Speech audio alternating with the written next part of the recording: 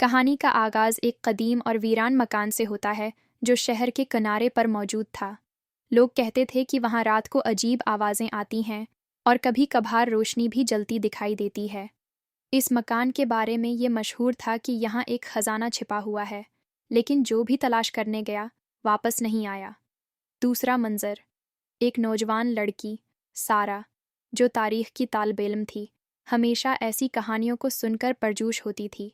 जब उसने इस मकान की कहानी सुनी तो उसने फैसला किया कि वो इस पुरअसरार राज को जानने की कोशिश करेगी। सारा अपने दोस्त हमजा के साथ इस मकान की तरफ निकल पड़ी। तीसरा मंजर, मकान के अंदर दाखिल होते ही इन दोनों को सर्द हुआ का झोंका महसूस हुआ। दीवारों पर कदीम निशानात और फर्श पर बिखरी हुई पुरानी चीज़ें देखकर इन्हें महसूस हुआ कि ये कोई आम मकान नहीं। वो एक कमरे में पहुंचे जहां एक बंद दरवाज़ा था और इस पर एक प्रासरार निशान बना हुआ था।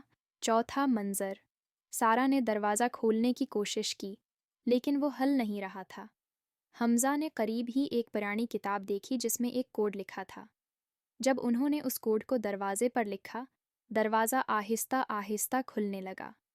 पांचवां मंजर, अंदर एक बड़ा कमरा था जिसके दरमियान में एक संदूक रखा हुआ था। जैसे ही उन्होंने संदूक को छुआ, कमरे की दीवारें हिलने लगीं और एक अजीब आवाज़ आने लगी, जो यहाँ आया वापस नहीं जा सकता। आखिरी मंजर, सारा ने हिम्मत करके संदूक खोला। अंदर खजाना नहीं बल्कि एक पुराना खत था जिसमें लिखा था, ये दौलत तुम्हें नहीं बल्कि तुम्हारे हौसले को इनाम देने के लिए है।